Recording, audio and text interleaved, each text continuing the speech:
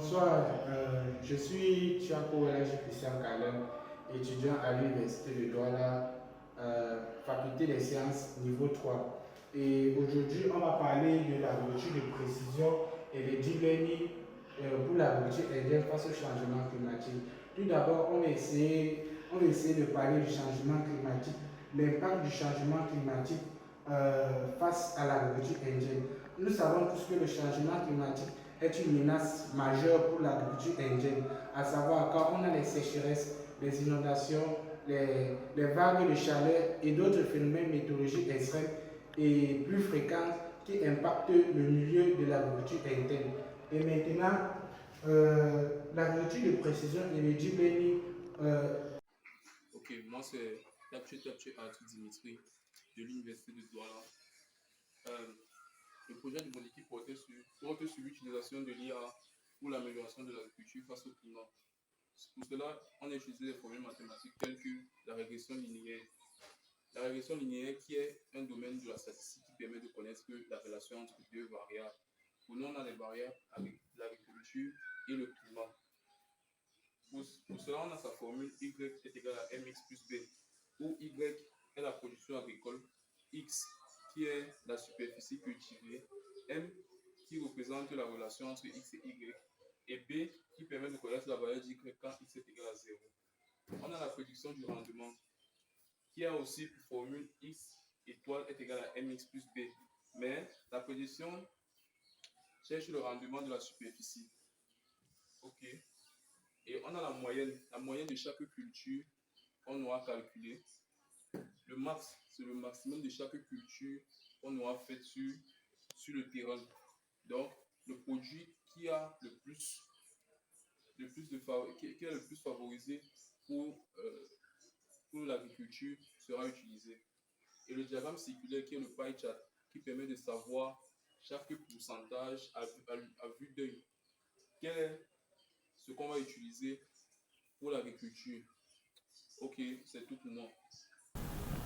Bonjour à tous, je me nomme l'élève Jumo Jason et je suis là pour vous expliquer notre code. Notre code effectue une analyse de la production agricole en Inde en utilisant des techniques de régression linéaire et de visualisation. Voici le résumé de notre code. Tout d'abord, nous avons importé les bibliothèques que nous voyons ci-dessus. Nous avons la bibliothèque Panda qui permet la manipulation des données, Matplotlib pour la visualisation et Linear Regression pour la régression linéaire. Après, nous avons chargé notre dataset avec ce code, puis nous avons essayé de filtrer les données.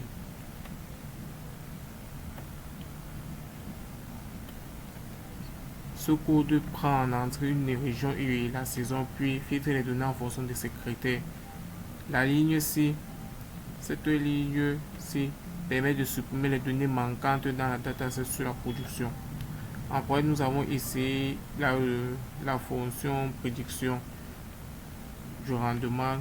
Elle prend en entrée les données filtrées et ajuste un modèle de régression linéaire pour prédire le rendement de la saison en fonction des superficies cultivées. Puis, et voici la suite de son code ici. Puis, nous avons ce code ici qui permet de tracer le nuage de points.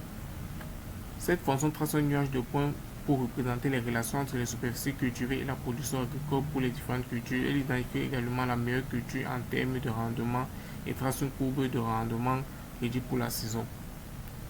Après ça, nous avons créé aussi un code pour tracer le diagramme circulaire. Ce code trace Cette fonction permet de créer un diagramme circulaire montrant les cultures par rapport à leur rendement maximal.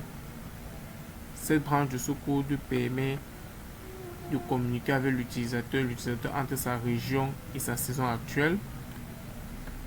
Après cela, nous avons cette partie qui est le filtrage des données. Les données sont filtrées en fonction de la région ou de la saison saisie par l'utilisateur. Si les données sont disponibles, le rendement de la saison est affiché, le graphique représentant les données et le diagramme circulaire sont tracés. Maintenant, nous allons tester le code. Quand nous testons le code avec Adaman, l'utilisateur entre sa région et sa saison, vous voyez comment ça met code prédit. Après, vous voyez le nuage des points. Et quand vous repérez d'après la légende, vous voyez que la meilleure culture c'est la banane. Le nuage de points a mis la croix sur ça et son rendement maximal. Après, nous avons vu le diagramme circulaire que voici ici. C'est le diagramme circulaire qu'on crée.